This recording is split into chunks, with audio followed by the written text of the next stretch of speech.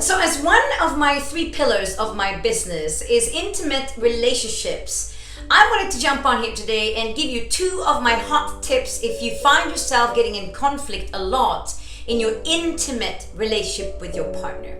I have a lot of people asking me questions about relationships, and it is one of the most important places in your life. Now, if you are now watching this and you're single and you're thinking, nah, I don't need a relationship, I already know that you've got pain in that area. Because the only reason you don't want an intimate relationship is because your blueprint is relationships equals something to do with pain, drama, conflict, whatever it is. But what if I told you that you can actually turn that around? The tips I'm going to give you today, you can utilize in your intimate relationship to get more connection. Because at the end of the day, isn't that what you want? I mean, your intimate relationship needs to be connected, right? Otherwise, you're just 2 people living a life together with nothing that deepens and strengthens it.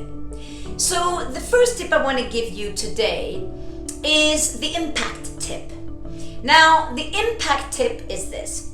If you are trying to get through to somebody in your relationship who doesn't seem to understand what their impact is on you, here is my tip for that. So for example, somebody's speaking to you and then you're trying to explain to them that whatever they're saying is hurting you, but they don't really hear it because they're so in their own head and so busy thinking about what they're going to say to you.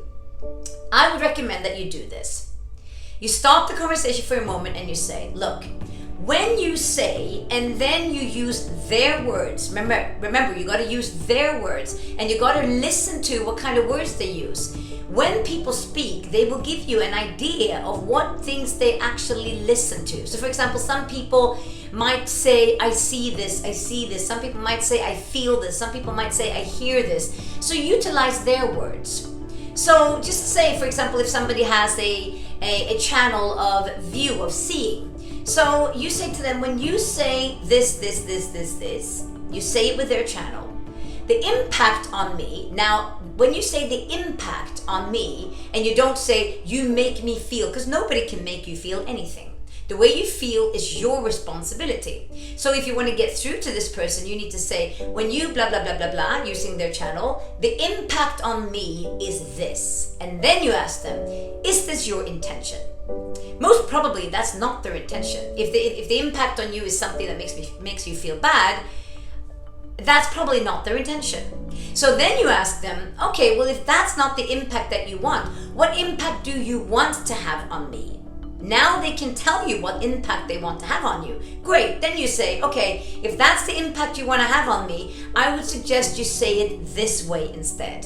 What you've done then is you've taken out this personalized thing of you make me feel like this, I hate when you make me feel, because they're not making you feel anything. You're choosing to feel that way, but you're making it in a constructive way where you're taking the issue out here and you're dissecting it and working on it so you get a better communication, but it's out here, it's not here.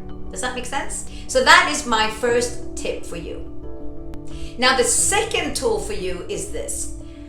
If you're talking to somebody that raises their voice and they want to get into a conflict situation with you, instead of raising your voice and then you start throwing pies at each other and get defensive, you can stop yourself at a moment there and go, okay, this person is raising their voice. What are they afraid of?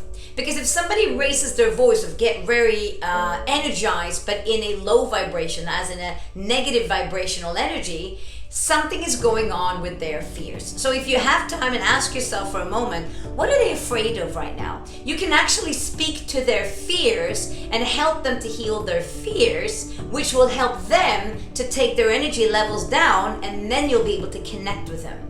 So if you look from a different perspective and not go into the conflict, which will just become a big fight and a communication breakdown, you can actually connect on a deeper level. So those are my 2 tips for you today. I hope you can enjoy using them in your relationships.